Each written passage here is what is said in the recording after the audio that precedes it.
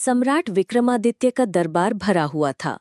दरबारियों की आंखों में चिंता थी और राजा के चेहरे पर क्रोध। राजा विक्रम तीखे स्वर में, यदि कोई राजा न्याय नहीं कर सकता तो उसे राज्य नहीं करना चाहिए। वो खड़ा हुआ और सबके सामने तलवार जमीन पर रख दी। सन्नाटा छा गया। मंत्री चौंकते हुए, राजन, आप ऐसा कैसे कह सकते हैं? एक वृद्धा का बेटा सेनापति द्वारा झूठे इल्जाम में बंद था। राजा ने खुद जांच की और पाया न्याय कहीं खो गया है। अभी इस तूफान से राज्य उभरा भी नहीं था कि सीमावर्ती राज्य मालवा ने हमला कर दिया। राजा विक्रम ने युद्ध का शंख बजा दिया। राजा विक्रम दृढ़ स्वर, जो न्याय के लिए तलवार उठती है वही धर्म युद्ध कहलाता है।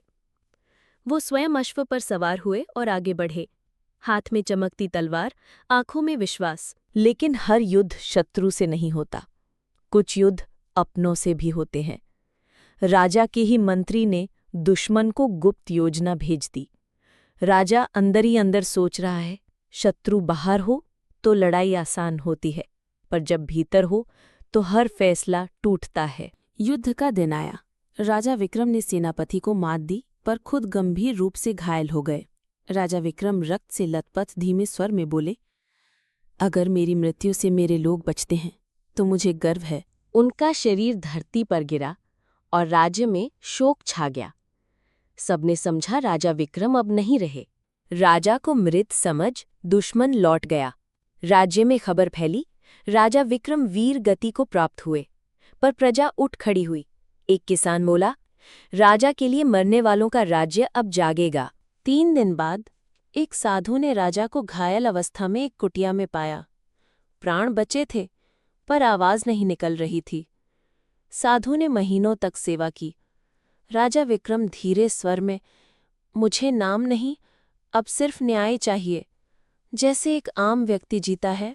राजा ने अपने घाव ठीक होते ही राजमहल लौटने के बजाय गांव में साधु का वेश धारण किया। राज्य की हालत देखी, भूख, भ्रष्टाचार और डर। लोग भूल चुके थे विक्रम को। एक दिन दरबार में न्यायालय लग रहा था। विक्रम अब एक भिक्षुक के रूप में वहां पहुंचे। उन्होंने गलत निर्णय पर प्रश्न किया। राजपुरोहित गुस्से में, तू कौन होता है न्याय पर प्रश्न उठाने वाला?